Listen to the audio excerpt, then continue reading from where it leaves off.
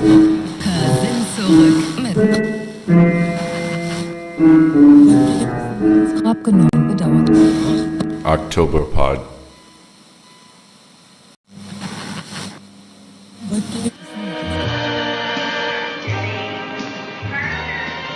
Dear Octoberpod, have you ever heard the urban legend about Carrion Cathy? All the kids I grew up with in the suburbs of Washington, D.C. knew some version of the story.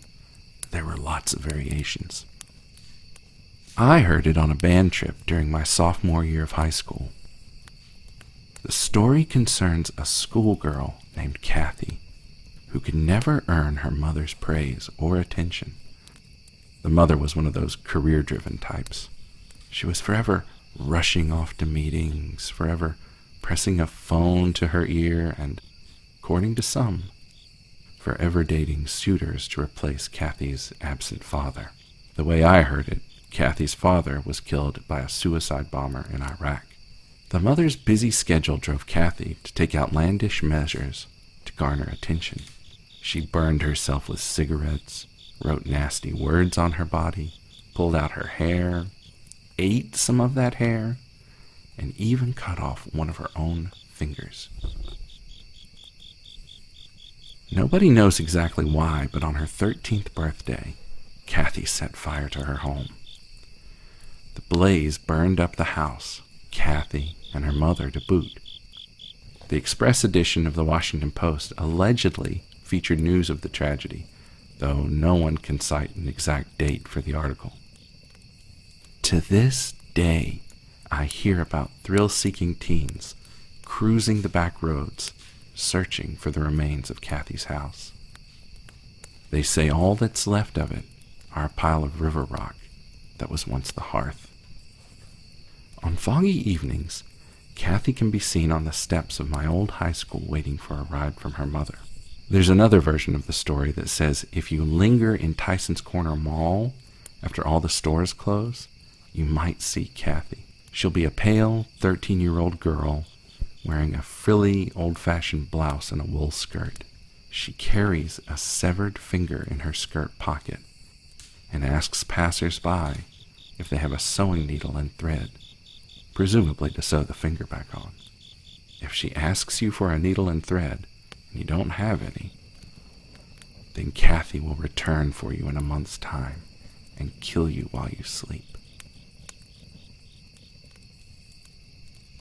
I knew a weird guy back in high school who was into some pretty f***ed up stuff. Most of us remember him for being into taxidermy at a young age. He used to hunt and stuff birds, blackbirds like ravens and crows. In addition to all that, he was something of an amateur folklorist and paranormal investigator. So of course, he was obsessed with our local boogeyman, Carrion Cathy. Even wrote a paper about it. Except this paper sounded less like a piece of scholarly research than it did fiction or a book of black magic. Here's what I mean. A vocal group of people opposed underground rail service to Tyson's Corner, in spite of the snarling, gridlocked traffic it might relieve. Perhaps the opposition realized that dark things dwell beneath this shrine to materialism. Things best left undisturbed. The Bunny Man, the Snallygaster, and the dread Bram Caligular are rumored to hold court, even in the most brightly lit corners of the DC suburbs. Lesser characters, ghosts, heathen guilds, and the unfortunate undead are discussed in hushed tones by schoolchildren. Their names croaked on the autumn wind by common birds. Maybe the paper was this kid's attempt at a religious text, with Carrion Cathy as its central figure, like his own personal patron saint. He seemed to build this whole mythos around the figure of Cathy. It speaks of a coven of witches called the Scarlet Tiding, and transcribes some of their rituals and incantations.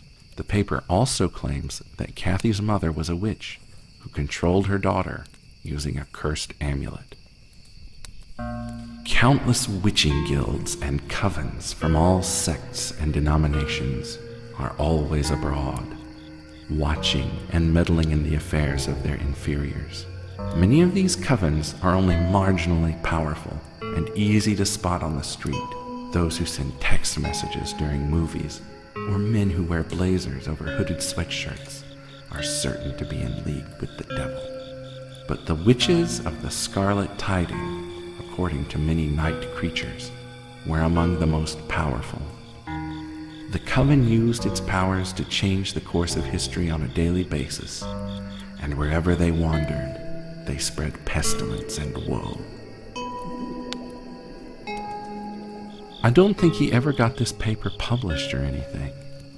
The copy I have is one that all the kids circulated around the school, like kind of a joke. I wonder if he has a blog.